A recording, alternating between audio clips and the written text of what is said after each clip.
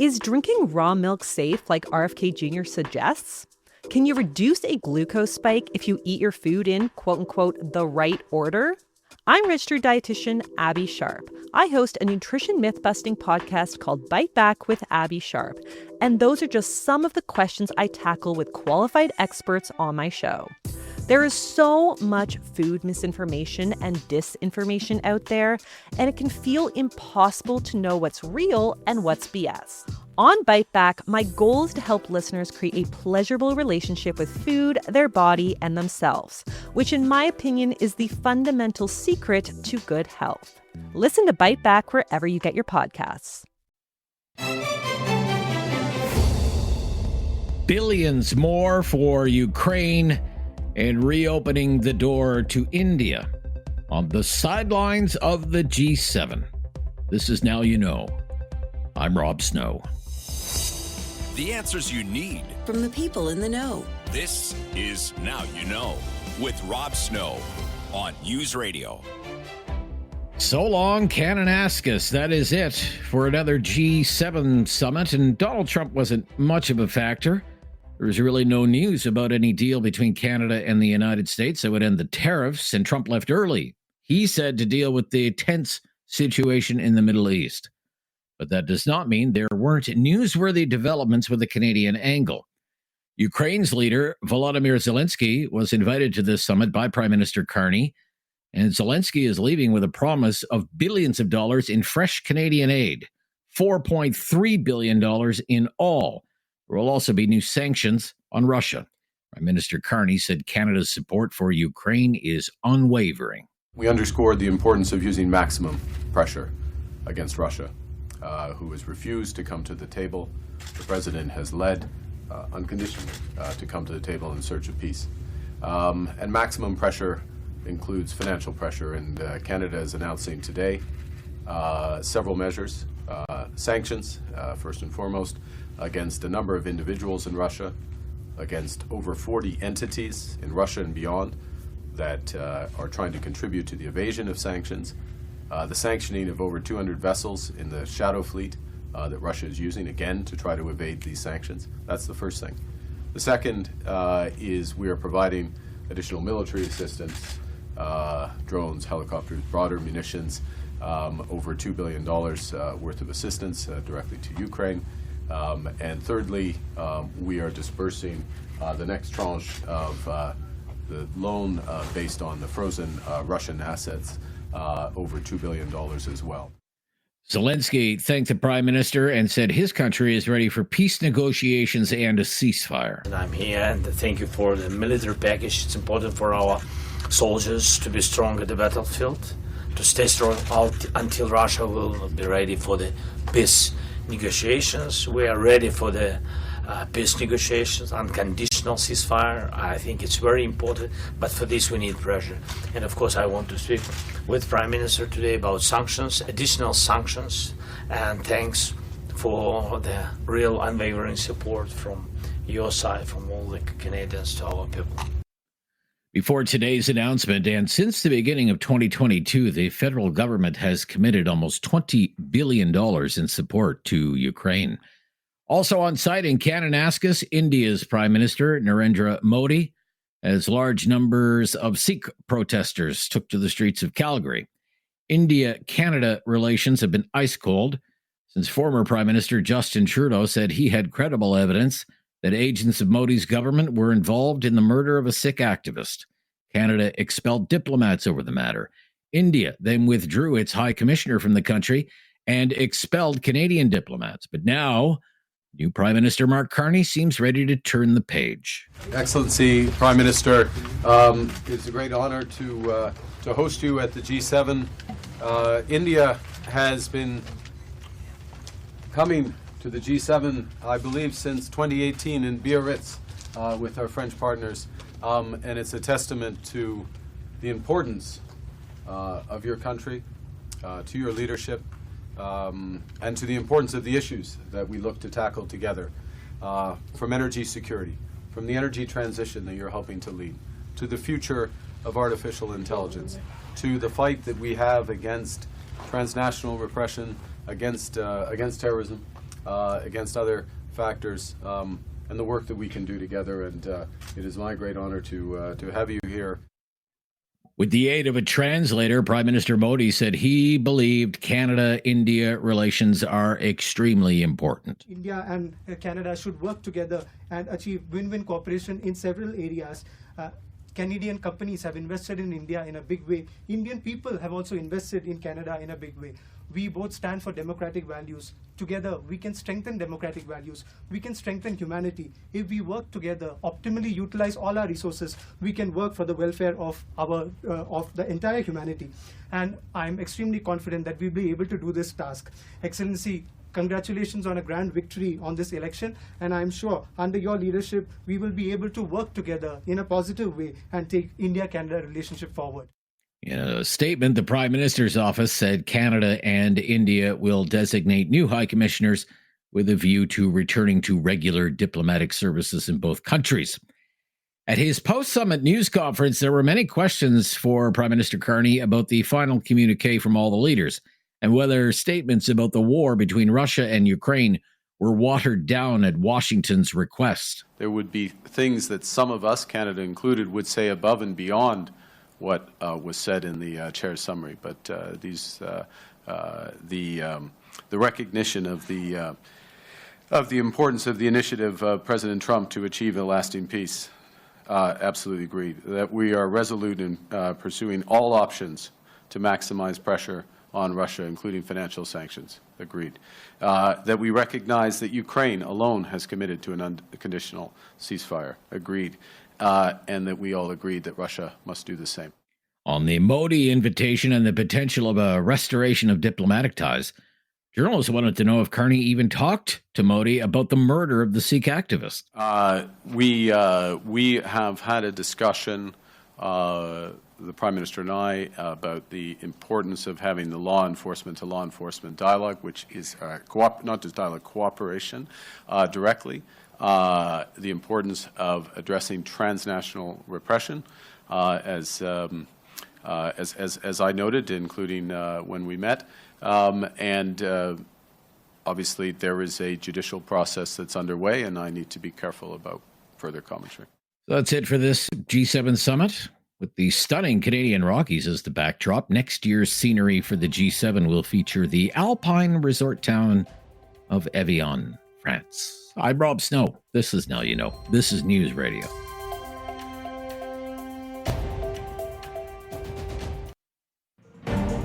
Now You Know with Rob Snow continues on News Radio. Go back to Ottawa in the House of Commons. The race to the finish line is on before the summer break for MPs. Bill C-5 is the focus, and opponents are trying to get the government to hit the brakes. But the Liberals are intent on passing this massive piece of legislation by Friday. Bill C-5. What does that do? This is the One Canadian Economy Act. It has two parts. One deals with interprovincial trade barriers and other federal regulations on internal trade. You remember Mark Carney promised free trade in Canada by Canada Day. The other, though, deals with fast-tracking projects in the national interest. And that's what's taking all the heat. Because according to the bill's many critics, these projects would be presumed approved. And they don't like that. This is the leader of the Green Party, Elizabeth May. Trampling on parliamentary democracy does nothing for unemployed workers. Bulldozing through democratic process does nothing to build our economy. C5 and the programming motion together represent a new low, or perhaps a new height in contempt for Parliament itself. And in my years observing closely Parliament, I've never seen a time when a Prime Minister's office or a government grabs onto itself new powers that it has relinquished them later. The idea that this bill will be done and dusted by Friday must be resisted. This bill is on the fast track. Summer vacation looms for parliamentarians. Mark Carney wants it done by Friday, and he has all the Liberals behind him except for one. That's Liberal MP Nate Erskine-Smith. This federal government is proposing to shut down democratic debate, curtail committee scrutiny, and jam the bill through the legislature. It would all actually make Harper blush. Liberals would rightly scream, that we would scream if a federal conservative government attempted the same. Erskine Smith says Parliament should not break for the summer on Friday because MPs need more time to dig into this bill. We should improve the bill and respect Democratic participation as we do so. First, we should welcome greater parliamentary and civil society scrutiny. The government's proposed guillotine motion seeks to limit parliamentary debate at every stage of the bill. More concerning, it will jam all expert and public testimony and all committee scrutiny in less than 2 days. For what? Consider that Parliament isn't currently scheduled to sit between June 20th and September 15th. We are rushing legislation through Parliament under the auspices of an urgent threat, but we aren't willing to put Parliament to work for what, an additional week to get things right? So one lone Liberal MP is not happy with Bill C-5. Neither is the NDP or the Bloc Québécois, and many Indigenous leaders as well. They include Mi'kmaq leader Paul Prosper. He's a senator nominated to the Senate by former Prime Minister Justin Trudeau. Prosper suggested the government is just asking for a court battle. If you don't do it right now, we're looking at some potential litigation in the future. So it's best to be proactive now and not to allow this bill to take place on the backs of Indigenous people. Ontario Regional Chief Abram Benedict is also predicting court battles. We are not in opposition to development. We're not in opposition to projects. We're not in opposition to preserving the economy and the jurisdiction of this nation. If anybody understands sovereignty and jurisdiction, it's the First Nation rights holders across Canada. But the First Nation rights holders must be involved from the beginning. Not giving 3 weeks notice that legislation will be coming forward and giving 2 weeks notice of what it looks like, giving 2 weeks to provide comments. And then again, seeing the process streamlined, where the rights holders in Canada don't have an opportunity to speak to the legislators, the decision makers. It's unacceptable. There was a large First Nations protest in Ottawa yesterday over this bill. Alvin Fiddler was there. He's the Grand Chief of Muskrat Dam First Nation. The rich resources, the waters, the minerals, the trees that are in our lands and our territories are ours. It's not Ontario or Canada to try to dictate to ourselves or to industry how these resources should be utilized. That's our responsibility. And so even if this bill passes, even if it does become law, that it will not apply in our territories. I said earlier today that we have our own laws. We have our own sacred responsibilities to protect our lands, our resources, to ensure that our children have a future. And we are determined to continue to uphold those responsibilities that we have. This bill has a very good chance of passing by Friday because it will likely win the backing of enough Conservative MPs. But it could also mean a hot summer of protest, because along with this bill, there's Ontario Premier Doug Ford's Bill 5. It aims to do much of the same thing. And there are already protests being organized over that provincial legislation. We could see blockades of highways, ports, railways, mining sites, and logging sites this summer. I'm Rob Snow. This is Now You Know. This is News Radio.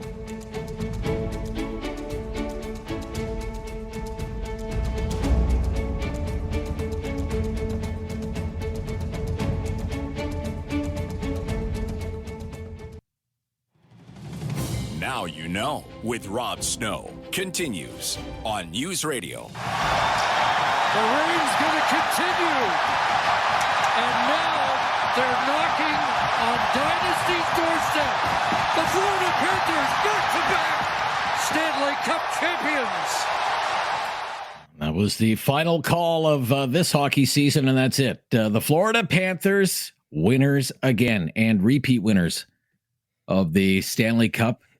They won last night. They beat the Edmonton Oilers 5-1 in Game 6. So they're the NHL's first back-to-back winner since Tampa did it in 2020 and again 2021. What a night for Sam Reinhart. 4 goals last night. Just the sixth player in league history and the first since Maurice Richard way back in 1957. You get that many in a game in the final. And disappointment, as you can well imagine, for all the Oilers fans, all the Canadian fans who have been waiting for the drought to end, now 32 years since the Canadian team has won the Stanley Cup, and disappointment, of course, for the Oilers players, including superstar Connor McDavid. Lost to a really good team. Nobody quit. Nobody threw the towel in. They're a heck of a team.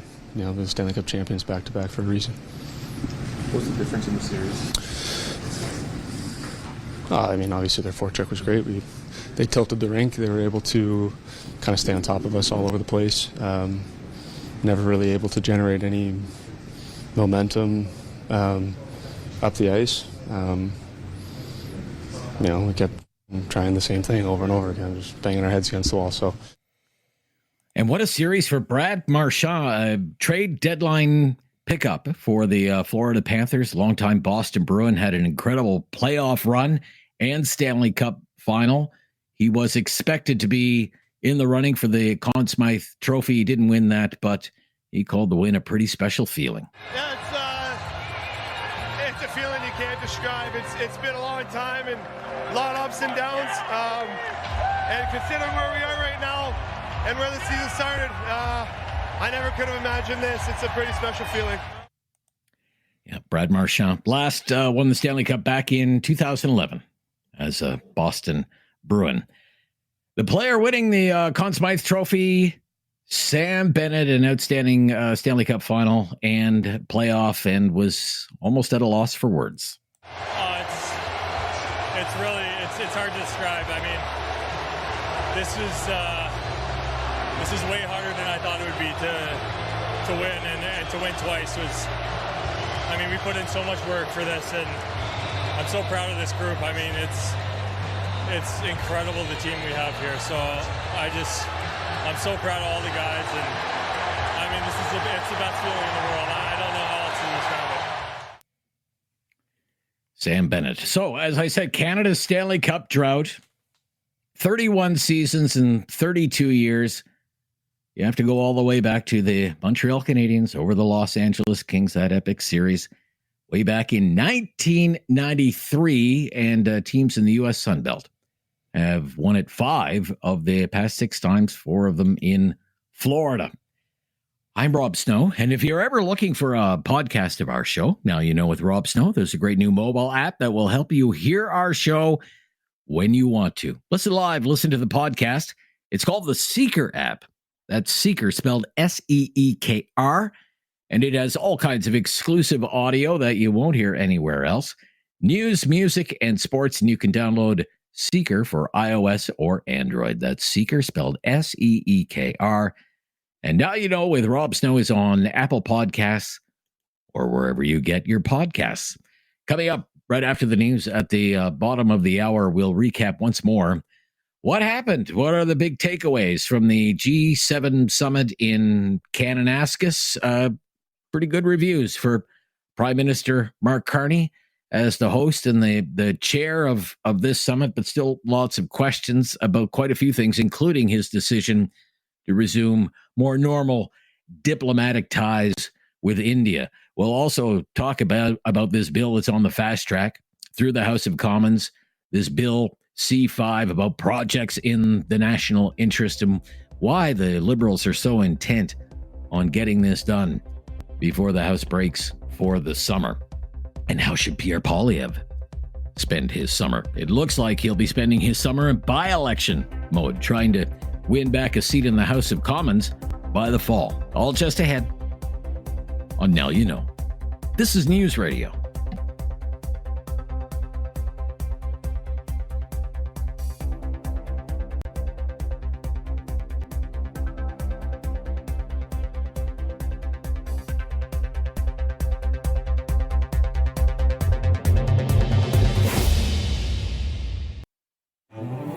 there is no question Rob won't get answered. Now You Know with Rob Snow continues On News Radio, the Newsday Panel. Yes, it is time for our Newsday Panel. Chris Day is back with us. He's Senior Vice President at Hill & Knowlton. How are you? Always a joy to be back with you, sir. Yeah, great to hear from you today. Along with our good friend Susan Smith, Principal at Blue Sky Strategy Group. How are you, Sue? Hi, Rob. Hi, Chris. I feel like I need to drop my voice a couple of octaves to try and get a radio voice with the two of you guys. Well, that's I okay. just can't compete. Well, I was really actually I was really hoping for an Edmonton Oilers win last night so we could have some Friday night hockey and a Game 7 back in Edmonton. But I guess even the powers of the new Prime Minister cannot force an Edmonton Oilers Stanley Cup victory for the country. So there are some things even a popular Prime Minister can't do. But I'm just grateful there was no beer bet, Rob, because it's, in the old days, right, the president and the prime minister would have had a bet, right? And this would be Ford's mega team out of Florida. And I'm glad that didn't happen. Yeah, I guess, the next time. Sorry, Chris, go ahead. By the way. Sorry, I once briefed Hillary Clinton over a beer bet once on NHL playoffs. So really? We can get into that at some other point. Okay, very interesting. I guess the next time we'll see the Florida Panthers, or maybe they'll be at the White House. Who knows, right in the Oval Office, and what will that day bring? But look, let's focus on events in our country, because that is a wrap for another G7 in Kananaskis. What are the big takeaways, Susan Smith, in your opinion? The Kananaskis remains absolutely gorgeous and a great place to showcase Canada. That's the fun takeaway. Agreed. Look, I think Canada showed well. I think Prime Minister Carney showed well, as evidenced by the greetings of the G7 leaders when they arrived. It's clear that he has a warm relationship already with most of them, and I think that's super important for the country. But the bottom line, especially with President Trump leaving early, is that it's kind of G6 and Trump at the moment. And that's not great for the world, but I think the adults were in the room throughout the G7 conference, both in the smaller meetings and the larger meetings. And there's clearly people who believe in good trading relationships and global world order and rule of law. There'll be some quibbling, of course, around the edges on that. But and I think that Canada has a convening role to play, and we are a strong voice at the table. I think that's the big takeaway. What about you, Chris? What are the big takeaways from the G7? Well, to build on what Susan was saying, I think this is actually a Trump versus the world in which we're living in.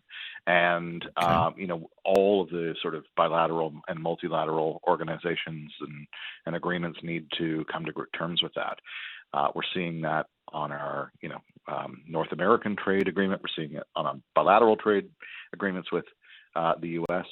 and the G7 or G6 plus one absolutely felt it this week. Now, the time that Trump was on the ground, I'm told, was relatively constructive, and that there was some stuff that was moved forward on some helpful fronts for Canada-U.S. relations and also for sort of global positions. But the fact that he left before, say, discussions on Ukraine or anything else of contention on day two very much means it was the G6 and then, asterisk around Trump. Right. Yeah, and the other thing is to build on what Chris said, because Chris, I do agree with what you thought, is based on Trump's opening and public remarks, that Putin still has a hold over him. I mean, he came, he landed, and he spewed false information about why Russia was no longer at the table. He was attributing it to Obama and Trudeau, when in fact it was an Obama and Harper. They were the two around that decision. But clearly, Mr. Putin and Russia do not belong at this table. And it was about the annexation of Crimea. There's a hold over him. Yeah. And there was a reason behind that, the annexation of Crimea as well. Mm-hmm. Yeah. Mm-hmm. I think the interesting development for me outside of, Trump meets Carney was this decision by the Prime Minister, first of all, to invite Modi to the summit, just given the state of the relationship between the two countries, and the announcement that they're going to work towards resuming essentially normal diplomatic ties. What do you think about that, Chris? So two things there. The U.S. had very, very similar issues with India and similar beef, and handled it in a completely different way than did the former Prime Minister Trudeau. And relations soured incredibly as a result. There has to be some sort of working relationship with the world's fourth largest economy with a bullet. And most populous nation and country that has such deep people-to-people ties as our two countries do. But the way it's been handled to date has been frankly unproductive, and the way that I think Mr. Carney handled the invite with respect to caucus management, that may be an issue. I mean, Mr. Harper spoke recently at an event about Canada's relationship with India and how we have to move on from these divisions. We have to stop playing footsie with people who support the Khalistan movement, for example, but that this country is too important not to have ties with. And it seems Mark Carney agrees, because that's the direction that we're headed on with Mark Carney. What do you think, Sue? Well, I think Mark Carney is demonstrating, or his thought process is that, adults can walk and chew gum at the same time, and you can address the issues around the murder of Mr. Niger on Canadian soil and the investigation around that, while at the same time taking the steps necessary to reopen the diplomatic and reaffirm the trading relationships with a very large and important economy like India. I think nobody was running forward and launching big hugs around one another, and I think that was entirely appropriate. That's the way it should have been. But we can't ignore the Indian economy. We can't ignore the opportunity that the country presents for Canada and Canadian citizens and Canadian businesses. We have to do it the right way, and I think that's what Mr. Carney is trying to do. And you open the door, you have a conversation, and it's way better to do things face to face when you can. All right. When we get back to the race to the finish line and the government's attempt to get Bill C-5 done by Friday, that's what we'll talk about with our Newsday panelists. I'm Rob Snow. This is News Radio. You have questions. Now you know with Rob Snow has the answers. On News Radio.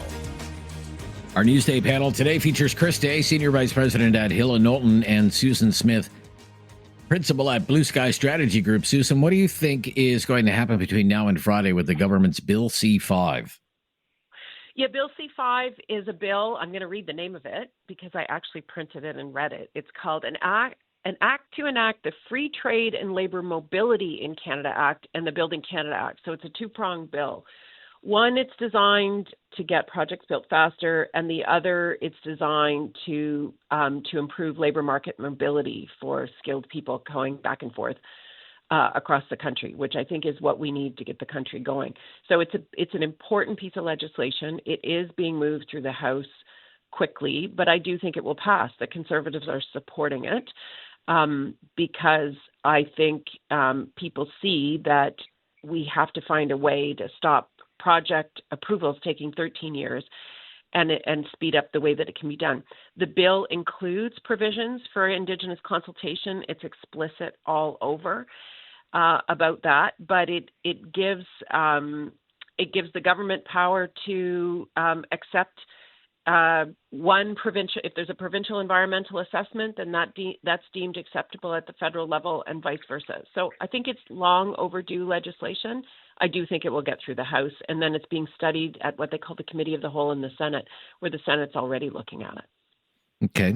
What do you see happening specifically on this potential for support from the Conservatives, Chris?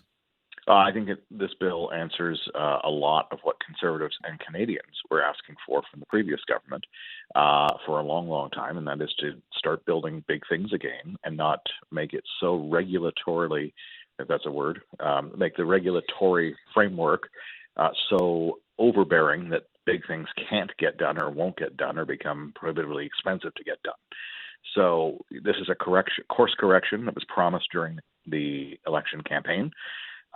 It will represent a promise made, promise kept moment for Prime Minister Carney. And, it does speak to a series of things that there was alignment on in broad strokes over the campaign that between the Conservatives and the Liberals. So I do expect that it will get through. I hope the Senate doesn't do anything silly with it and try and tear it apart or slow it down or whatever. But I think in the House it should be fairly. I do want to ask you, Sue. Nate Erskine-Smith is not in support of this bill. He wants more debate. He's been accused of being a rogue. He's a rogue liberal. He's a rogue liberal. Now, this he's always kind of maybe marched to the beat of his own drum, I guess you could say. Mr. Trudeau did put him in the cabinet, and then he was dropped by Mr. Carney. I just want to get a sense of in liberal political circles what are you hearing about Nate Erskine-Smith? I mean, is he basically like a dead man walking for the Liberals? What would you say? I don't think I would go quite that far, but you used the analogy I was going to use, which is Nate Erskine-Smith has always marched to the beat of his own drum.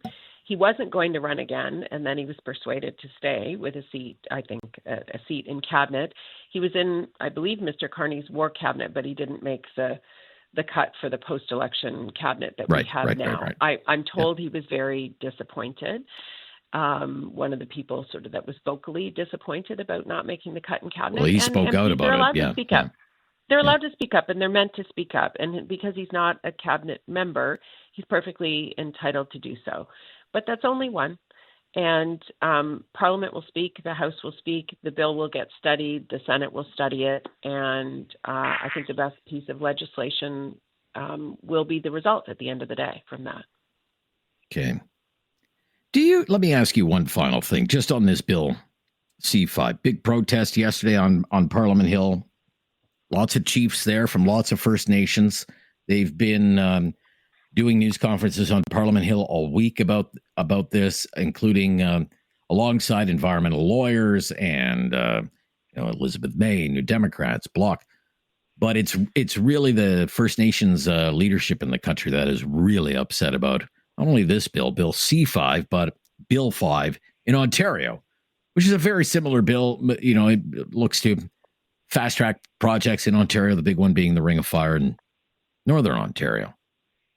And they're vowing protests, blockades, highways being blockaded, railways being blockaded, ports, entrances to ports, all of this stuff. Do you get the sense that either Doug Ford or Prime Minister Carney knows what kind of hot summer it's going to be for political protests?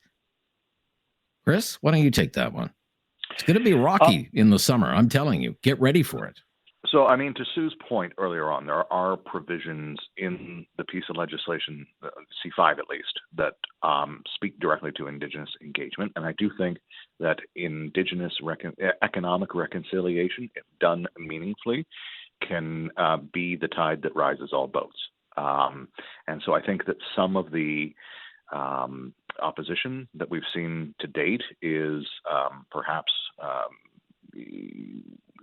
I won't say, I think it's a bit premature to see how this plays out. However, I do think that the substantive argument is that big projects need to get done in partnership with Indigenous peoples and communities and provinces. And that's the way we're going to get things. But they don't feel they've been consulted meaningfully or otherwise. They've had 3 weeks to look at this stuff. Sue, quick comment on that, Sue.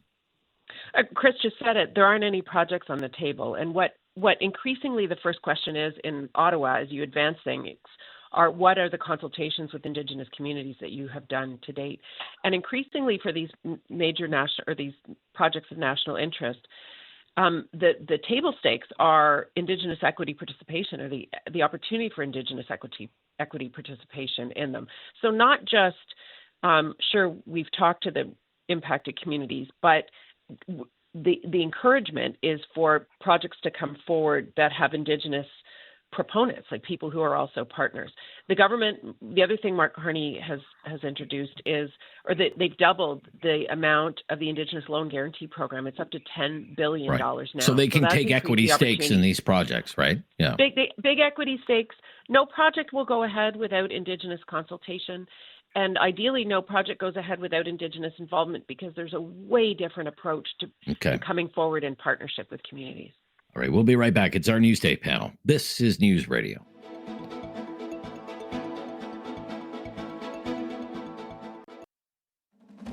No question goes unasked or unanswered. Now You Know with Rob Snow returns on News Radio. Here with Chris Day and Susan Smith on our Newsday panel. Time is tight. How can Pierre Poilievre get his groove back? Chris Day? If the Prime Minister would stop stealing his ideas, that'd be great. Okay. Right. I think a seat in the House has to be sort of step one. He should be able to do that this weekend, or this summer rather. And, this summer, yeah. And as soon as there's a by-election, I expect that he would be back in the House and have that platform that he thrives on. So I think that'll be one thing. I think another thing is, really connecting with Canadians over the summer is going to be good for everybody. They did that in the spring. They were speaking people's language, and then they come to Ottawa and they only speak to each other really. And getting back out into the communities that people serve is only a good thing for politicians over the summer. Gotcha. In about a minute that we have left, Susan Smith, any advice for Pierre Poilievre? How should he spend his summer? Canoeing. That's a Trudeau thing. He's got a big hill to climb. Right now, Mr. Carney's job of favorability rates are almost at 50%, 49.7%, and Poilievre's way down at 24%. That's the lowest he's ever been since he was the leader. That's according to Nick Nanos. So, smart people like Chris can give Mr. Poilievre advice. I'd tell him to go canoeing with his family and spend some time with his family. But I suspect he'll be on the barbecue circuit, connecting with Canadians. He'll have to work hard in the riding that he's in. But he's also going to have to position himself to find another riding, because right now he's in the House of Commons peering in, and that's definitely had an impact on the party's numbers. They're down at 32%. The Liberals are at 44%, and definitely on his personal numbers. He got his hat handed to him with 4,300 people in his own riding more voting for the Liberal than the Conservatives. So he has a big story to sell and tell people. Well, great stuff today. Thank you so much, Chris Day and Susan Smith. Always love the analysis. Rob. Yeah, we'll speak soon. Bye-bye. Yeah, Susan Smith, Principal, Blue Sky Strategy Group. Chris Day, Senior Vice President at Hill and Knowlton. Talkback is coming up right after the news at the top of the hour. Crime, public safety, self-defense laws in Canada. That's going to be our focus today on Talkback. Hope you'll join the discussion on News Radio.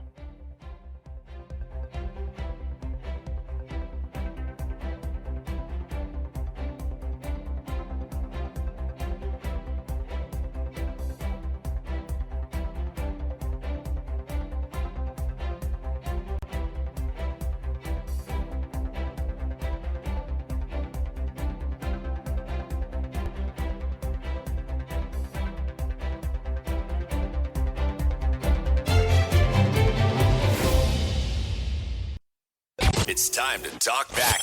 On Now You Know with Rob Snow. Call now And have your say. 1-833-668-2577. Welcome to Talkback. 2 hours of debate and discussion on the big issues of the day. Today's topic is crime. Crime and public safety and self-defense. Self-defense laws in Canada and whether they need to change, with one premier saying they need to change. There are a few news stories in the mix. We're kind of bringing them all together today.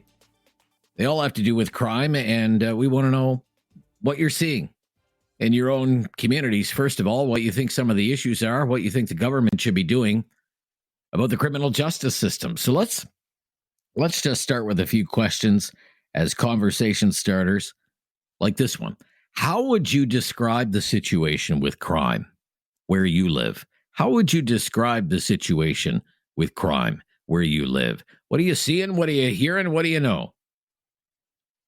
Is it worse than it used to be? Is it about the same? Have things improved at all? What kind of crimes do you seem to be hearing about these days? If you watch the news, listen to the news, what's the news reporting where you are? If you're talking to your neighbors, what are your neighbors telling you? 1-833-668-2577, 1-833-668-2577. And here's a big question today. This could be a hot one. Really love your take on this. Give it some thought. Give us a call. Do you think we need a new law, a tougher law, on the issue of self-defense? What would be called in the United States a castle law or a stand-your-ground law? Because that's in the news as well. That is a news story this week, courtesy of some remarks from the Ontario Premier Doug Ford. Doug Ford had a news conference yesterday, and he went on an extended rant, 5 minutes plus, about the criminal justice system. He was mad because, you may have heard this in the news, there was a massive drug bust in Ontario recently. $50 million worth of cocaine seized, almost 500 kilos of cocaine. A major operation involving American authorities, CBSA, local police, and they laid charges against 9 people, and according to the Premier, 8 out of the 9 of these people, they're out within a matter of days. They're out on bail. 8 out of 9 of them out on bail. So Doug Ford was ranting and raving about weak-kneed judges and the revolving door justice system in Canada. He called it a crazy system, a broken system. And he said he's going to be all over Mark Carney and the Liberals, and he wants to see federal government action on criminal justice, especially on bail reform. He went on to rant and rave about the recent bust in the tow truck industry in Ontario. This has been an ongoing thing. I mean, it's the tow truck business in Ontario. I mean, you could make mobster movies about us. They nab a bunch of people accused of all kinds of crimes, and they're all out on bail. And then Ford said, so someone even tried to steal his car, the Premier's car, right out of his driveway. And our news reporters followed up on that, and sure enough, the police nab a bunch of guys. 2 of them can't be named because they're too young, Youth Criminal Justice Act and whatnot. And he also told the story, maybe you saw this in the news, about a guy had a Lamborghini parked in his driveway. Some guys try to steal the Lamborghini. Guy comes out of the house, starts shooting at them. They take off. But the guy who came out of the house, he gets charged. The guy who owns the Lamborghini gets charged. Many, many charges.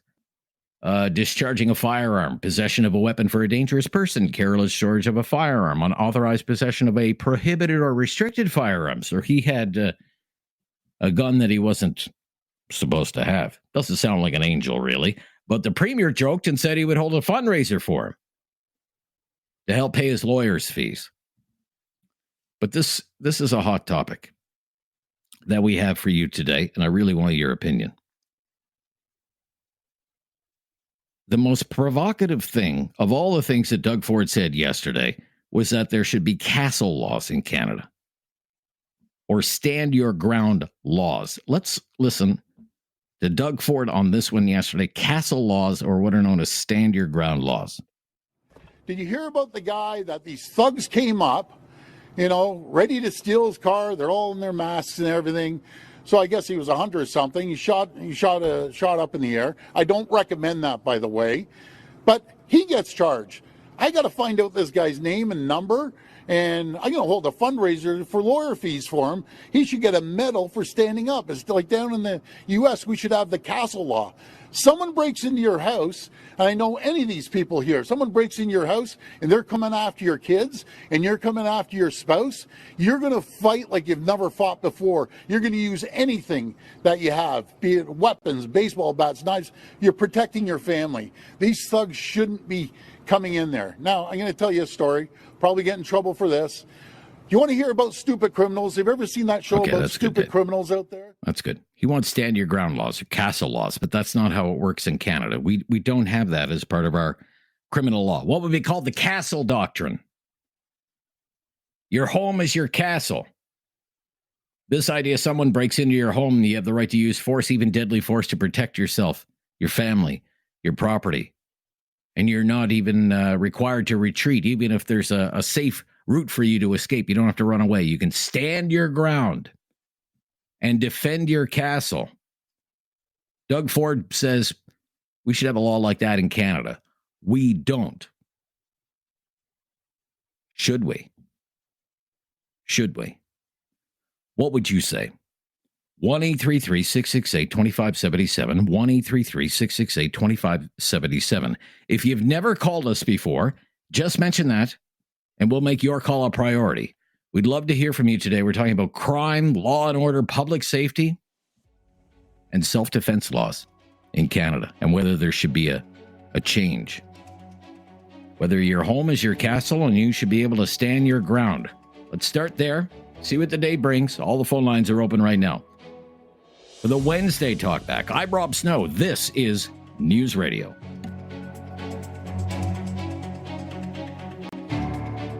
Scott is in Calgary. Thanks for calling, Scott. You're on the air. Hey, Rob. How's it going? I'm good, Scott. What's your opinion here? Well, that's good.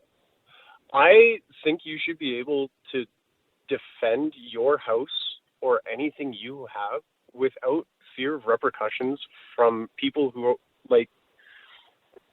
from the law, basically. If somebody breaks into my house right now, I defend myself. We're going to face the same thing that just happened in Ontario. A few years back, there was a farmer, somebody broke into his house in Alberta. He shot them, I believe, and he ended up having to go to court, defend himself. The charges were eventually dropped, but it doesn't make sense to me that we're giving more rights or more freedoms to people who are willingly able to break the law or want to break the law. And the people who get punished are the people who are trying to defend themselves. It just doesn't make sense. Okay, so a law like a castle law, I've explained what that means, or a stand your ground law, you would be in favor of something like that? The way the law is written in Canada is that any force that you use to defend yourself has to be reasonable and proportional. And if you can get away, you should try and get away. If you can retreat to safety, you should try and retreat to safety. That's how our law is more or less written. How do you define what's reasonable and what's proportional, though, when you have no idea what you're facing if somebody's invading your home? There's so many unknowns, and we err right now on the side of punishing the people who are defending themselves more than the people who are willing to break the law. Okay, so let's take this this situation in Ontario. Guy's got a Lamborghini parked in the yard. People come in, they try to steal it. They're in the driveway, they're trying to steal it. He comes out of the house, he starts shooting at them. He's charged with a whole bunch of firearms offenses. You think that's wrong? That he was charged? You do? Maybe the one shooting in the air, yes, but I don't think he should have as many offenses as he does if he's trying to protect his property, because I've had people damage my property here. I got a ticket because I fought them off and pushed them. It doesn't make sense, because I have more to lose in that situation than somebody who is damaging or breaking into my house, putting my family in danger. They don't care. They're going to get bail, and then they'll go out and do it again. Most repeat offenders are people who are out on bail. Okay, thank you, Scott. You've got us off to a good start today. To Halifax, Nova Scotia. Donna, you're on the air. Hi, Donna. Hi, thanks for taking my call. My pleasure. I agree that crimes and everything are, even in this area where I am, Halifax area, is out of control. There's many more crimes now. I was born and raised here, and I'm in my 70s now, but I just can't believe it. And most of it, as far as I'm concerned, and there's drive-by shootings, there's this or that, there's human trafficking, there's everything. In Little Old Nova Scotia, I couldn't get over it. But most of it, as far as I'm concerned, is to do with drugs and the drug trade. And what I'm wondering, too, all these drug busts, there was project this, project that, whatever, how come it's not all over the news? How come we don't? And I've seen pictures of all the people that were involved, and every one of them were non-whites. And I'll say this, you might not agree with me. If they were white people, it would be plastered all over the news. And I'm just wondering why they're allowing them and why they're allowing them out on bail. I agree with everything Doug Ford said and even more. And I do believe that people should be able to protect themselves. I remember here in Dartmouth, maybe 50 years ago, maybe not that long ago, there was kids, teenagers, whatever, broke into a house, and the man shot one. And, well, because he had kids in his house, he was afraid. He was protecting his family. And he was charged and blah, blah, blah, blah, blah. He got off. They said, oh, the one that was in it, he was an altar boy, and he was a this, and he was a that. But what was he doing breaking into somebody's house? Okay. And that's the problem. So if we had something like a castle law, like your home is your castle. And they're not going to be charged. Nowadays, it seems like it's the victims have more, the criminals have more rights than the victims. And I'll say no more on that subject. But well, you've said it all, I think. Canada, it's terrible. I can't believe all these drug busts. Like there was a project, what would you call it? Pelican, there's a Project Bionic, Project Golden, where all and Donald Trump. Okay. I've got you. Thank you, Donna. We've got to run, Donna. Yeah, you've had your say, Donna. We've got to go. Thank you, though. Colin. Hello. Yeah. Hi, Colin. You're on the air. What's your opinion, Colin? I can barely hear you. I hear you just fine, Colin. What's your opinion? Okay. Well, I totally agree with Doug Ford. We need to have something like that. You should be able to protect your house. I have a U.S.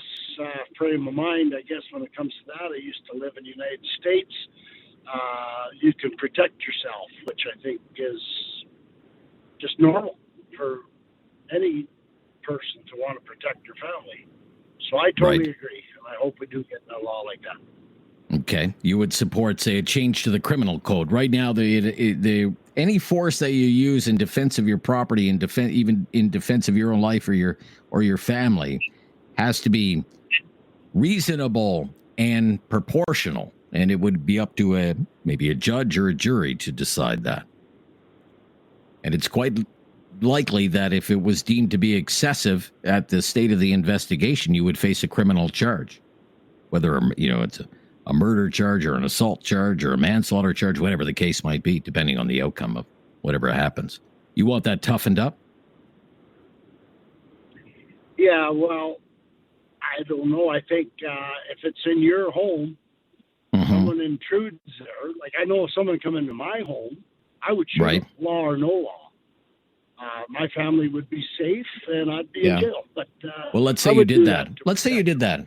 Okay, somebody broke into your house and you hear them. You don't know what they're doing there. You don't know if they have any weapons, and you shot them and you killed them. Yep. You'd probably be charged, sir.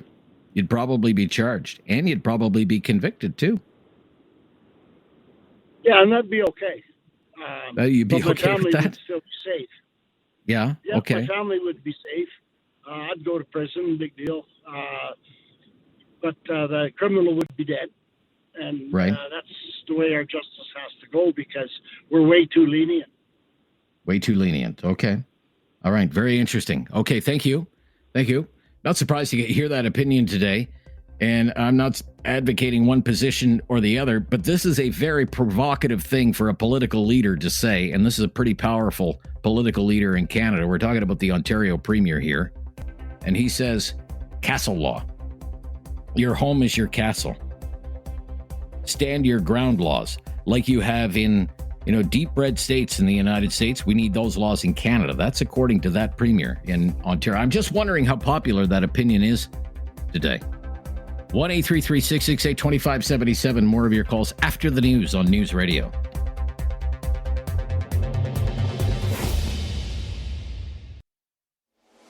Have something on your mind you want everyone to know? Call now. Hello. 1-833-668-2577. It's Talk Back on Now You Know with Rob Snow. Crime, public safety, self-defense laws, talking about it all today. What's the situation with crime where you live? What are you hearing? What do you know? Ontario Premier Doug Ford yesterday in an extended rant about weak-kneed judges said Canada needs a castle law or a stand-your-ground law. Your home is your castle, this kind of thing. Let's listen to what the Ontario Premier said yesterday.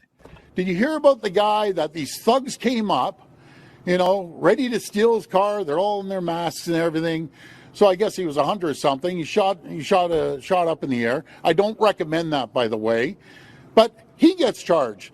I got to find out this guy's name and number, and I'm going to hold a fundraiser for lawyer fees for him. He should get a medal for standing up. It's like down in the U.S., we should have the castle law. Someone breaks into your house, and I know any of these people here, someone breaks into your house, and they're coming after your kids, and you're coming after your spouse, you're going to fight like you've never fought before. You're going to use anything that you have, be it weapons, baseball bats, knives. You're protecting your family. These thugs shouldn't be coming in there. Okay, Doug Ford, castle law. We should have a castle law, stand your ground laws. What do you think about that? My gosh. 1-833-668-2577. Is that what it's come to in the country, I guess? Joanne, let's try Joanne again in Calgary. Hi, Joanne. Can you hear me? Yes. All right, and I hear you. This is progress. What is your opinion, Joanne? I don't even like Doug Ford, but I agree 100% with that. Okay. Why? There was somebody we knew in BC had their own business, and it was a large building, warehouse type business, and they had guard dogs. And the dogs were trained not to kill people, but to guard them, like pin them down and wait till someone comes. So a guy broke into their building on a Friday night after everybody had left, and the dogs tracked him down and cornered him in a corner of the building and sat there guarding him, what they were trained to do, and growled at him if he moved. So it was a Friday night when he broke in. Nobody came back to the building until Monday morning, where they came in and found the guy in a corner being guarded by the dogs in his own waste, and he sued them for pain and suffering. And he won, and they went bankrupt and lost everything they had because some idiot decided to break into their building and got what he deserved, as far as I'm concerned. Okay, so you would be in favor of something like a stand your ground law or a castle law? Your home is your castle. I guess in that case, your business is your... Do you think it's right that they lost their entire livelihood? Oh, I don't. I'm not saying that I think it's right. No, I'm not saying that. I'm not saying that at all. I'm not saying that at all. I'm just trying to measure how open people. This would be a major shift, okay, in the criminal law and in self-defense. The guy got no time. He wasn't even charged, and they lost everything. And he was the one in the wrong. He got held in a corner by some dogs because he decided to break the law and break into someone's building, and yet they were the ones who paid the price. Yeah. Okay. Very interesting. Thank you, Joanne. Glad we could connect to Michael up next. You're on the air, Michael. Hope you can hear me okay. Hi, Michael. Hey, Rob. Thanks. I'm glad to get to weigh in on this one. Yeah, go ahead. There is an old saying, you live by the sword, you can die by the sword. Next thing that happens, people just won't bother calling the police, and they'll deal with it on their own, and they'll find, bags of people or something like that, or just take them somewhere and drop them off in the country.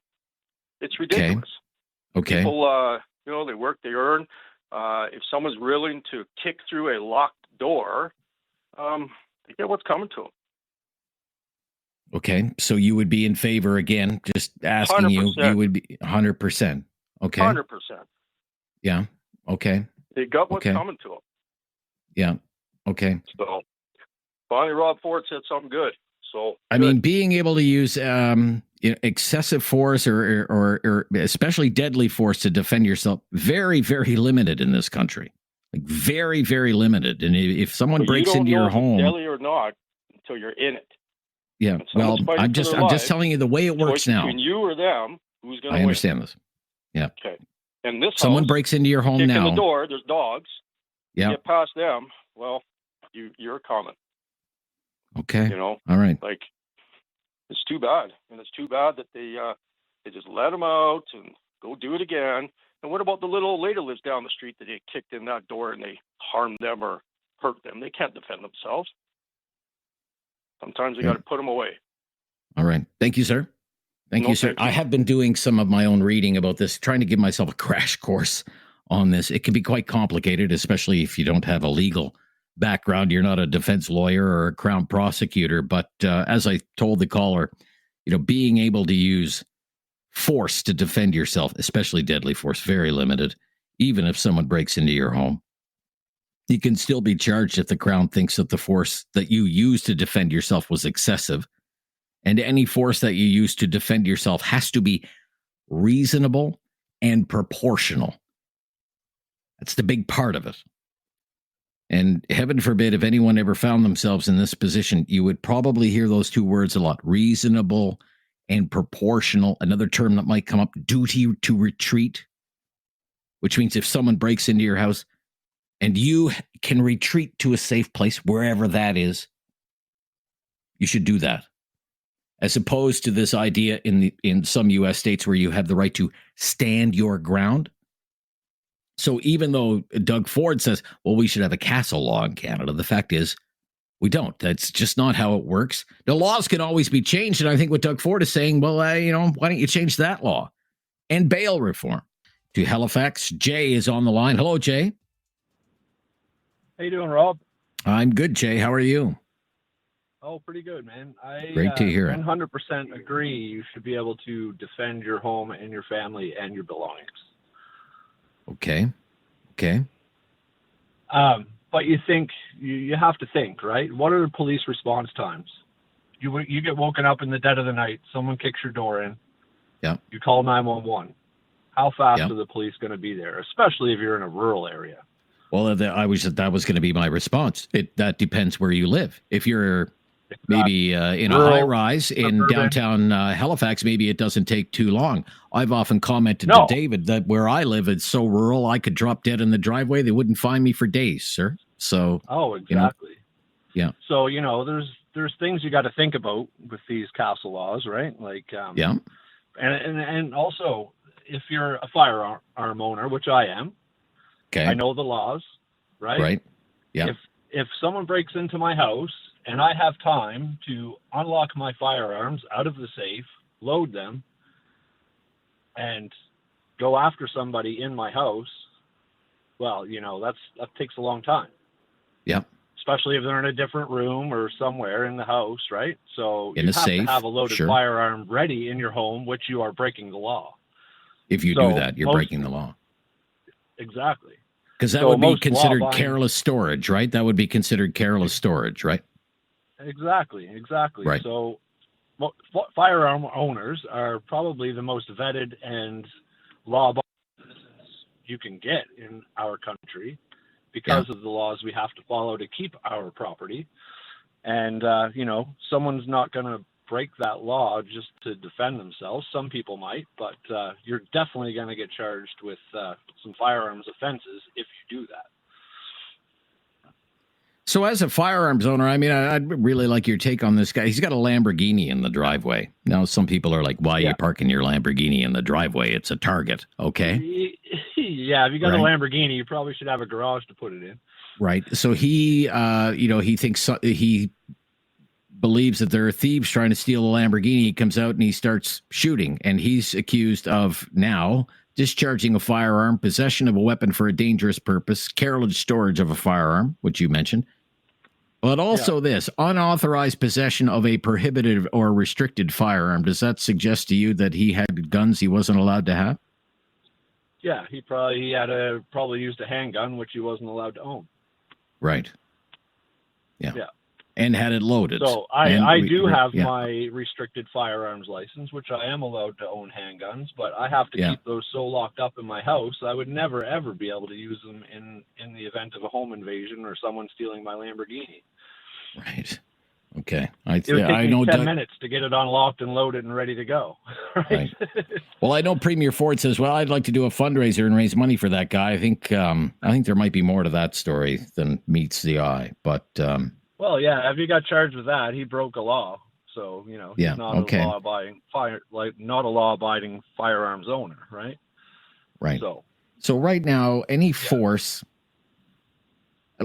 for example, somebody breaks into your house at night, any force that you use against the perpetrator of that crime has to be reasonable and proportional. If you can get away, you should try to get away. Is that law too weak, do you think? I think it's too weak.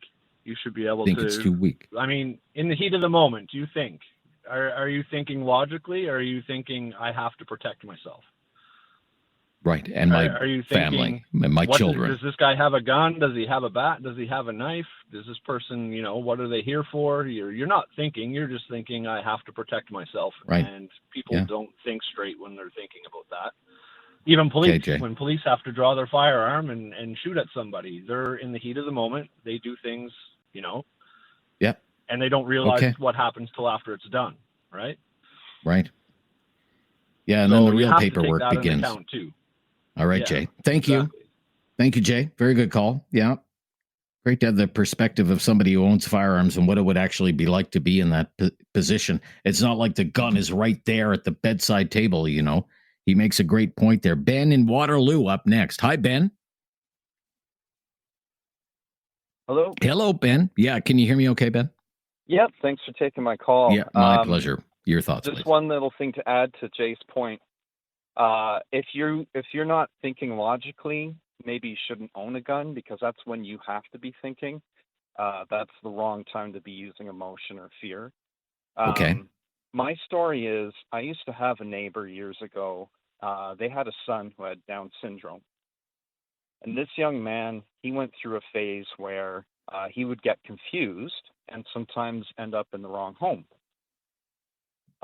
One of your previous callers would have shot him dead based on his call to protect his family, and happily have gone to prison for it, which he would have, rightfully so. The way you describe the law about proportionate, reasonable response makes me think that there's nothing wrong with the law, but maybe it's how the judges apply it. Okay. Because some of these stories, and everyone has a story, either it's real or they've heard it in passing, or it's a rhetorical situation where someone gets in trouble for defending themselves. It sounds like there's a bit of nuance here. So maybe there's room for, maybe the judges they're not applying it correctly. Maybe the law can be tightened up. But for the gung-ho kind of stand your ground, I'll shoot anyone who shows up in my house without thinking. That's too far. Have that, because you hear that too far in your opinion. All the time. Right. Kids trick-or-treating and they get shot in the face in some, inner city neighborhood. Whether these stories are real or if they're just urban legends, that's not what we want. And somebody shows up, they're lost, they're looking for directions, and the homeowner feels that they're a threat, they're shot. We've heard stories like that, for example. And that's, so there's nuance there where, we should have, I would defend if my kids were in the house and someone broke in, I'd probably be more on the side of, I'm pulling out a weapon if I have it, and I will do whatever I defend if I feel they're in danger. To heck with the laws, right? I would gladly go to jail to defend my family. However, there are many situations where you really have to think, is this proportional? Is this reasonable? And we are responsible for what we do in those moments. So, Good points. Yeah. Very rational. I like the way you outlined that. Very good. Great call. Bob in Cochrane. Hi, Bob. Hey, Rob. Thanks for taking my call. Yeah, my pleasure. Go ahead. Oh, can you hear me? I hear you just fine. Bob, go ahead. Hey, listen, reasonable and proportionate, that that means that our laws, you know, are maybe a weaker version of the CAS law, but it does allow you to protect your family or your belongings, but to a point. And I think, you know, one thing to remember is quite often people that are doing break-in entries are not coming armed with weapons and dangerous, you know, knives, things like that. Now, if our law changed and the criminal then knew that they would face a stand your ground American style, wouldn't that allow them then, or wouldn't that encourage them then to come more prepared, you know, for violence within a home? So my worry would be, or maybe they would avoid the home. And all of a sudden we've got, you know, just some really bad actions. Right. Okay. That it might take a dangerous situation and make it even more dangerous. Is that what you're saying? Well, yeah, I think a petty criminal, he's coming with a bag to fill, and he'll be on his way. But if he knows now that he could face a weapon in the house because the law allows for that, then maybe he amps up his game a little bit too. Okay. Or maybe gets out of that game altogether. Perhaps, yeah. But I think that because it's proportionate and reasonable, that does mean you've got some leeway. And I think it's good that if you, regardless of the situation, that you are charged, because we are a lawful country, and to let the judge and the courts decide whether or not it was reasonable and appropriate. I mean, let's face it, if somebody's in there killing your family, reasonable, appropriate means a lot different than if somebody was stealing your colored TV. So I think we need to be lawful in every way. Okay. So you think this idea that Doug Ford is, you know, and maybe he's just speaking emotionally, but it's very provocative nonetheless. Your home is your castle. Stand your ground. We should have the same stand your ground laws that they have in the United States. Whatever force you think is necessary at the time, even if it's deadly force to protect yourself and your family, we should have a law that protects you in that circumstance. You think that might be going too far. Is that right? You know, it is right. I think Doug quite often is an emotional speaker, and I like him because of that. Right. But I think we need to let the courts and our legal system define, you know, what's reasonable and what's reasonable and proportionate. Okay, fair enough. Thank you, Bob. Great call. Crime, right? Got to wrap it up there. That's hour number one of Talk Back. The news next. It's time to talk back on Now You Know with Rob Snow. Call now and have your say. 1-833-668-2577. And welcome to hour number two of Talk Back, where we've been talking about crime, asking you to describe the situation with crime where you live. Any better? Any worse? About the same? What would you say? What are you hearing? What do you know? What's on the news? And these statements yesterday, Ontario Premier Doug Ford, he goes on this long rant about crime and the revolving door justice system and weak-kneed judges and people committing crimes over and over and over again, only to be let go on bail. It says he's going to be all over the federal government on bail reform. And then he suggested we should have a castle law or a stand your ground law.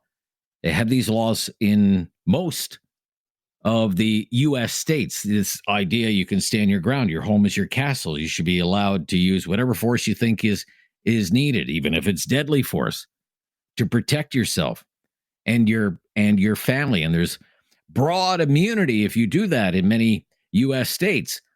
Not the case in Canada under Canadian law. And we're asking, well, should it be? Let's again listen to Ontario Premier Doug Ford, part of this rant that he was on yesterday. Did you hear about the guy that these thugs came up, you know, ready to steal his car? They're all in their masks and everything. So I guess he was 100 or something. He shot up in the air. I don't recommend that, by the way. But he gets charged. I got to find out this guy's name and number. And I'm going to hold a fundraiser for lawyer fees for him. He should get a medal for standing up. It's like down in the U.S., we should have the castle law. Someone breaks into your house, and I know any of these people here, someone breaks into your house and they're coming after your kids and you're coming after your spouse, you're going to fight like you've never fought before. You're going to use anything that you have, be it weapons, baseball bats, knives. You're protecting your family. These thugs shouldn't be coming in there. Your home is your castle, and you should be able to stand your ground. So once again, we're starting there with this hour. We have 2 lines available right now. Number to call, 1-833-668-2577. 1-833-668-2577. Again, an appeal to first-time callers. If you've never called before, just mention that, okay, to our call screener. We'll make your call a priority as we jump right back into with Fritz up next. Hi, Fritz. Yeah, hi. Thanks for taking my call. My I'm calling pleasure. from Calgary, and my wife and I, we're lucky that we do live in an area where the crime is relatively low, but we feel that it's closing in on us. It's interesting that Doug Ford goes on a rant like this because it's happened to him, and it isn't until politicians start to be affected by those laws that they actually start to speak up. And I think this goes back to a much deeper issue, and we have to look at when these laws were implemented. And to me, it's actually the leftist agenda. And I don't even say liberals. I'm talking about the far left. They, and by now, they have progressed to the point where they hate any organization, anybody that has proper logic, anybody that looks after the decent people. They seem to support the criminals because they believe the criminals are actually the victims. So that's why they defend them, and that's why they lobby the governments to bring in these kind of laws. So I think that's the issue that we have to have.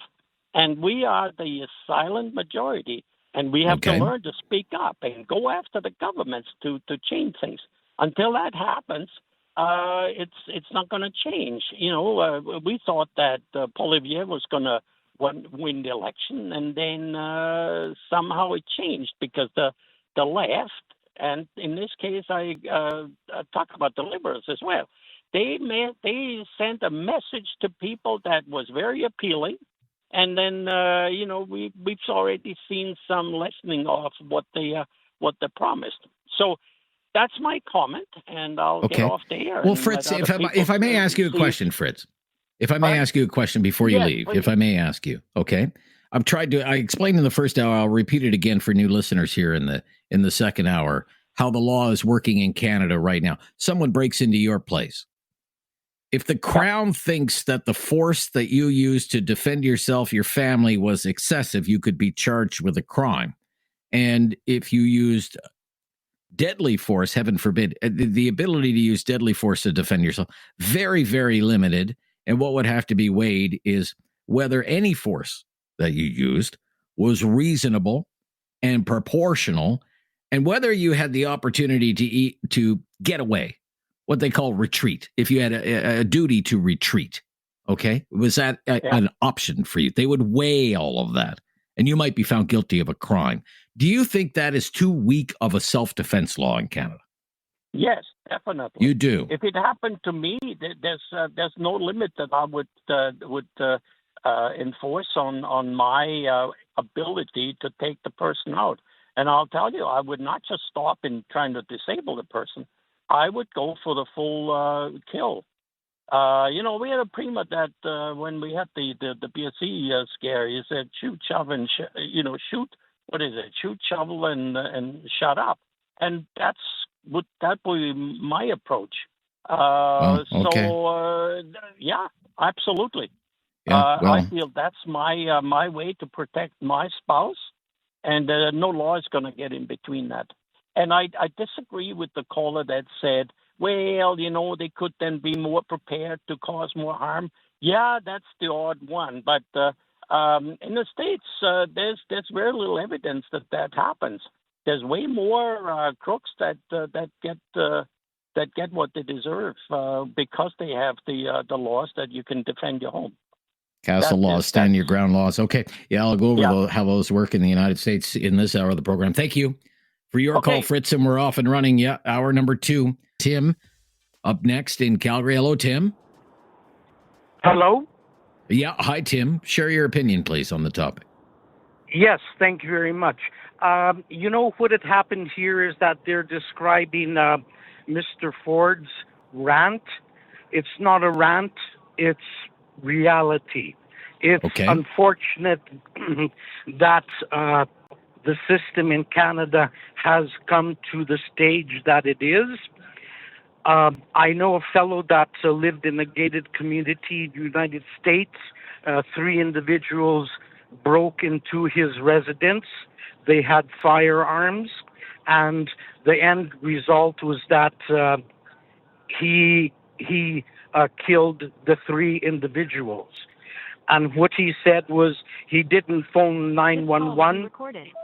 He didn't phone 911. He sent to pick up the bodies. Now, the unfortunate thing is that I know a fellow in Alberta. Individuals were breaking into his house. They were smashing the front door with an axe. He shot first in the ceiling, and the next shot he placed through the wall, but it hit one of the individuals that was in the car. And the end result was, like after he went through the courts and that, he just about lost possession of all that he had. So this is unfortunate. If I could just jump in there, he was charged, right? He was charged? Yes, he was charged. Right. And I think what we need also is we need a review of how some of the decisions from the legal system comes.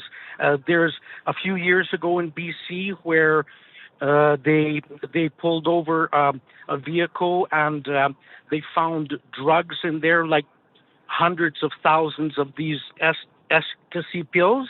And because of the technicality that when the dog sensed the drugs, he did not sit properly. I remember that case. The charges were dropped. Yeah, now, I remember that case, yeah. I think what we need is, in some of these instances, that we should have clarification as to where the magistrate or whatever came up with this decision. And in some of these things, when the idea to dismiss the case is so minute, there should be like a review of where these. Well, some would suggest that's when you could suggest that's when an appeal court is for.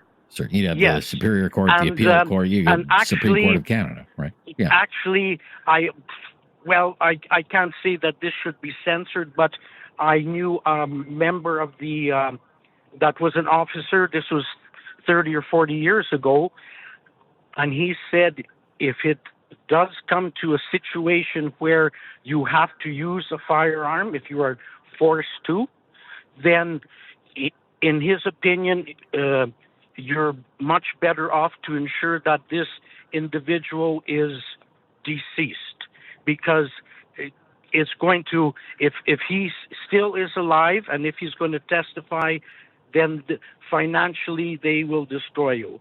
So his advice was to ensure that the case is over. I wouldn't recommend that. Again, I want to be clear on this. I don't recommend that because this is the problem. All right. Like they will not instruct you to do what is in your best defense. They will tell you to hide. I would only say that what that is, you would very, very likely be charged. Again, reasonable, proportional. Can you retreat in the situation in the case of, say, a home invasion? Can you get to somewhere safe? Can you extract yourself from being in harm's way? These are all the things that would be weighed. And again, if the Crown thinks that you used excessive force, let alone deadly force, you're in for a heap of trouble. Sean in Alberta, up next. Sean. Hi, Sean. Hi, Sean. You're on the air. Sean, can you hear me? I just figured, sometimes I find like if you have cards too close together and all that. Yeah, Sean's having a conversation with somebody else. Let's go to, hang on the line there. Let's go to Renee in Calgary. Renee? Hello, Rob. How are you? Yeah, I'm good, Renee. Thank you. Go ahead. For whatever reason, all of a sudden you faded out volume-wise, but I'll try and get in, and hopefully you can hear me. I hear you just fine. Yep. Go ahead. Yep. Okay. I hear you just fine. I just wanted to say that I policed for 25 years, and it's as if our liberal antics across Canada are setting up Canadians to be victims. This isn't the old days when out of 10 house beanies, maybe 2 of them occurred at night. These people come and go as they wish now at all hours of the day, putting families and children and adults and old people, which I'm becoming, at risk because they know nothing will happen. They come at all hours. In the old days, they did house breakings during the day because they knew no one was home, and they were cowards. Now they don't have any fear. They don't fear the law. They don't fear they know the fact that people can't do anything, and they come. And they don't care about you. How did they break in that house? With a crowbar? Doesn't that count as a weapon? Did they slit the back door's windscreen with a knife in order to get in and slide into the house? These people come appropriately armed, and it's time that these laws changed. People who go, oh, it's just property. Well, where does it end? I mean, I'm going to call you, Rob, and say, I'm coming to your house on Thursday. I'm going to break in and take your TV. Don't do anything. It's silly. And do you know that there is a tourist trade from South America where they come here as tourists to do house breakings, thefts, and other crimes, and then they go home. Yeah, that's been in the news. Because they know nothing's going to happen.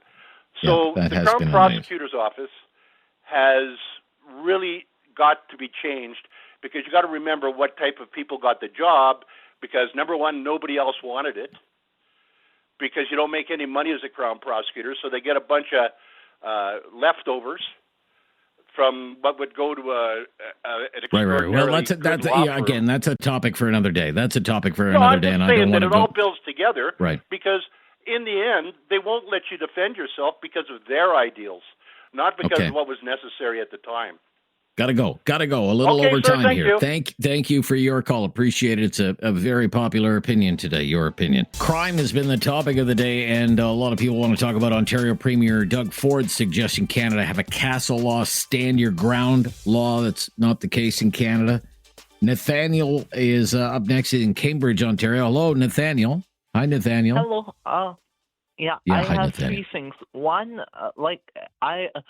I learned a bit of self-defense, and so I was taught that you should use only as much force as is necessary to stop the person from hurting you, and then escape. So, 2, even if someone was breaking down the door to get into my home, I would get away if I could, because I don't want to find out they are armed after I wake up in the hospital. Okay. Okay. Yep. Anything else to add? No. Okay. So what do you think of this idea of a stand your ground law? Your home is your castle. What do you think about having something like that? It doesn't really make sense, because if they're doesn't armed make sense? and you aren't, or even if you are armed but they're armed better, you would still end up in the hospital. It makes no sense to try to defend yourself. If you don't, then you might die. Okay. All right, Nathaniel. Thank you. Good to hear from you. Neil, up next. Thanks for waiting, Neil. Hi there. Hello, Rob. This is Neil. Yep. Can you hear me? I hear you just fine, Neil. Go ahead with your opinion, please. Sure. Well, I'm listening to this. By the way, I love your show. I listen regularly. I'm listening today, and this is a first-time call for me, because I've worked in emergency services for more than 40 years. As I'm approaching retirement, I think some people are naive as to what criminals are like. I think they see TV shows and they see movies, and they believe criminals. The one gentleman earlier said they'll match the force they're dealing with. So if we have a firearm in the house, they're more likely to bring a firearm. Criminals act erratically. They generally, I won't say generally, oftentimes are inebriated, intoxicated, or high. They make erratic decisions. They make decisions that you'll often hear them in court afterwards say, I'm really sorry, I'm so sorry, I didn't know what I was doing. But when they break into a house, another police officer called in earlier and said, they have a crowbar. They always have a weapon. In Canada, they know that if they carry a firearm, their sentence will be longer. So they bring a knife. And sometimes it's a common weapon they use as a screwdriver, because they'll argue in court that it wasn't meant to be a weapon, it was a tool. But they will be armed with something to hurt you. And if you stand up to them, they will, like a caged animal, do whatever they can to get away. And that may mean hurt you or kill you. And that's why people who worked in emergency services say we do need to have something that would allow us to defend our children and our property. We didn't invite people into our houses, and when they come into our houses, it's not our responsibility to look after them. It's their responsibility to stay out. Okay. So again, as I've explained, the way the law is written, any force that you use to defend yourself, reasonable, proportional. Very rarely would a court ever accept that deadly force was reasonable and proportional. And if they're going to weigh, if you can get away, you should try and get away. And that would be one of the things that they would take under consideration in any investigation, let alone if charges are laid. One of the follow-up questions I've been asking is whether that's too weak of a law. What do you think? It is. It is. It is. It's a law that defends criminals and the behavior that takes down society. When we allow people to do whatever they want, and the punishment is minimal, and you've heard that from many callers, they're right back on the street or they're out on bail and they commit other crimes, the result is chaos. So in my time, we've gone from a much smaller group of individuals that try to take advantage of other people through criminal activity to a society where we have open drug use. We've accepted intoxication. We've accepted safe injection sites where people come in, inject illegal drugs, walk out of that facility. They need more money to get more drugs. They're not employable, and they're going to be acting erratically.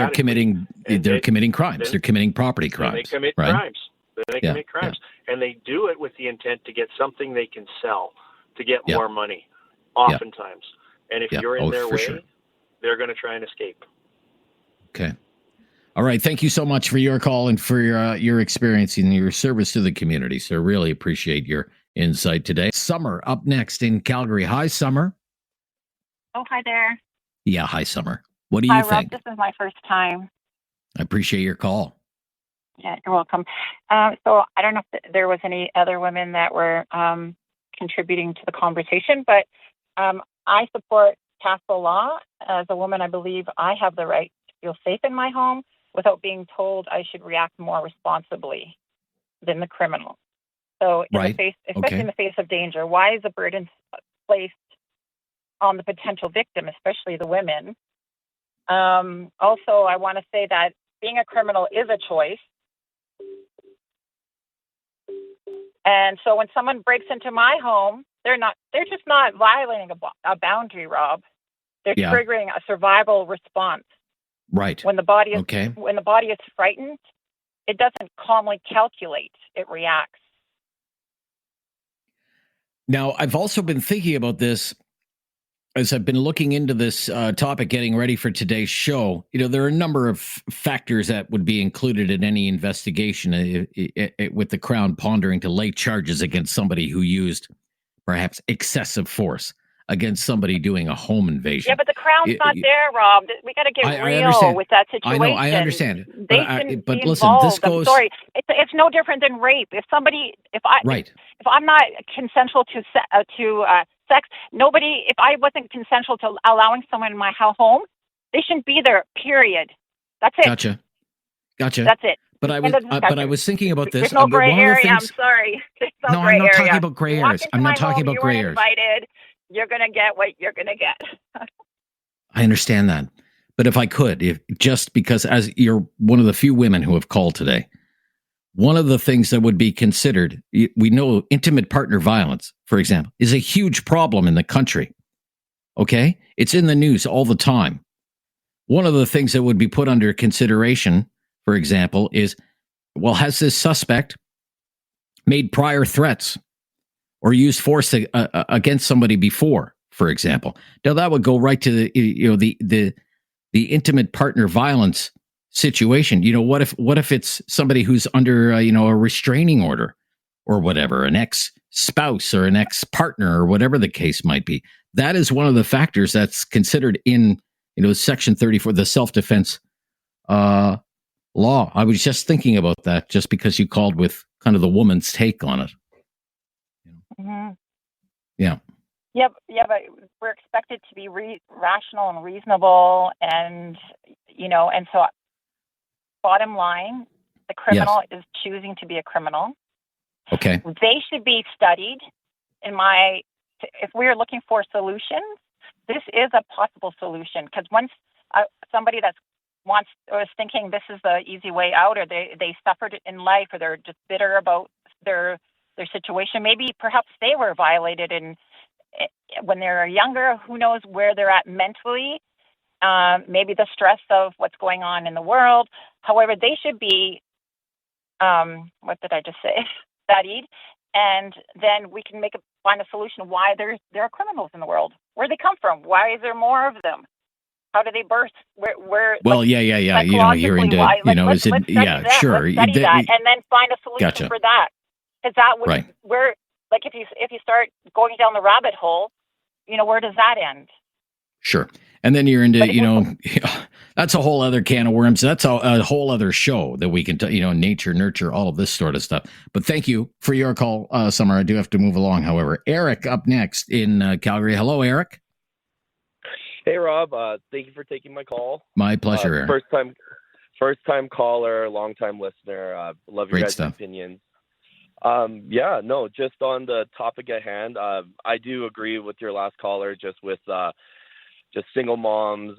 I'm a divorced parent, and I'd like to know that my son and my ex-spouse, they're doing all right and they can protect themselves. But I come from a different kind of perspective. I agree with the majority. I come from retail, and my folks have operated a gas station for quite a bit of their life, their whole career actually, and I've seen them get robbed. I've seen my uncle get held up at knife and gunpoint as well, and even showing the tapes to the cops and stuff like that, there's not much they can do. And it's frustrating when they do choose to attack back. Like my uncle chose to fight the guy back with a golf club, and it just didn't end well. Like nothing happened, but like the cops were like hinting towards that they were going to charge him over the other guy because the other guy didn't fight back. So anyway, You think it's too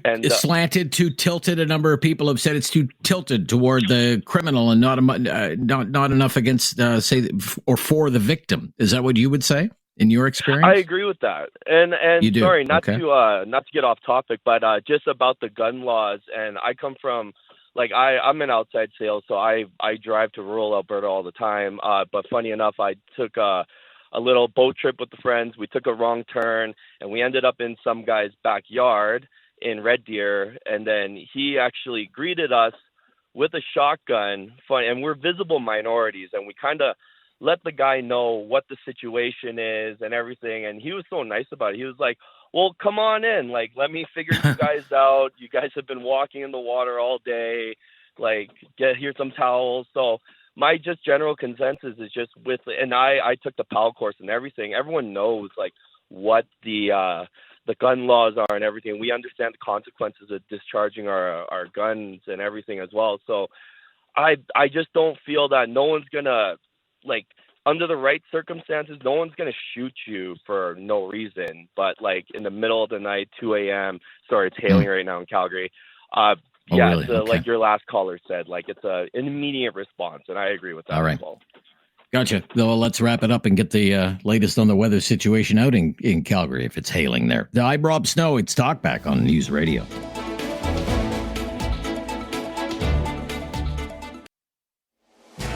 Have something on your mind you want everyone to know? Call now. Hello. 1-833-668-2577. It's Talk Back on Now You Know with Rob Snow. Let's go to Andre in Kitchener and get some closing thoughts on this. Hello, Andre. Hi, Rob. Yeah, hi, Andre. What's your opinion? Well, I wish I had more time, but that's okay. Last one's for best. Neil did hit it on the nail. And I'm an ex-con 30 years ago. And stole a lot of cars because sentence was low. You got bail about 30 times. You get good lawyers and blah, blah, blah. You know, until the sentence gets severe, like 3 years for a car, it's like, wow, it's not worth it. And then you go to something else. But the reason I'm calling, Rob, is I do agree with sanctions. You know, the sanctions are so low. And I know even myself, when I did some armed robberies, it was 4 years automatic for the gun itself if it's loaded. So you keep your gun unloaded, right? So they change the sentence on that. And I do agree that sentence need to be changed. Just like drink and driving, it's a loaded gun. It needs to be more severe. If you don't have it severe, you'll get bad. And like, come on now, people. Like even this morning on the show and on your show today, we're not like Billy the Kid, eye for an eye, tooth for a tooth. You know what I mean? Like I don't think we're there. I just feel that people are speaking that enough is enough. And I have cameras. I have double locks because I watch my back. I'm being preventive. We have a good street, and I do admit in Kitchener, every house has a camera. So, yeah, it is bad. And that's why we need to concentrate on the budget also for the police force. They can only do what they can do, but they do get released. There is more drugs. And I wish you a great day, great show, Rob. Okay. Thank you. Thank you, Andre. I'm glad you've turned things around and left that life behind. I mean, the stats would suggest things are getting worse and not better. I mean, for the latest government stats, break and enters up 4%, theft under $5,000 up 10%, total property crimes up 5%, 1.3 million property crimes reported to police in 2023. Residential break-ins, auto thefts, and home invasions combined up 400%. In Toronto, the police say they're seeing more home invasions, all sorts of weapons being used. Peel region, which is like the northwestern side of the GTA, spike in home invasions, Mississauga, Brampton, that area. I mean, reports of increases 250 to 300%. Calgary, residents warned in Calgary about late night break-ins just this week alone. In Halifax, multiple armed home invasions. Back in 2022, Halifax reported its highest crime severity index number in a decade. Does that mean we're going to have castle laws in Canada? Whether we even should would prompt a huge debate. And I hope we can pick up on this conversation again some other day. Very important topic. I'm Rob Snow. We're back tomorrow with a brand new topic and more of your calls on Talkback. The latest breaking news coming up next. This is News Radio.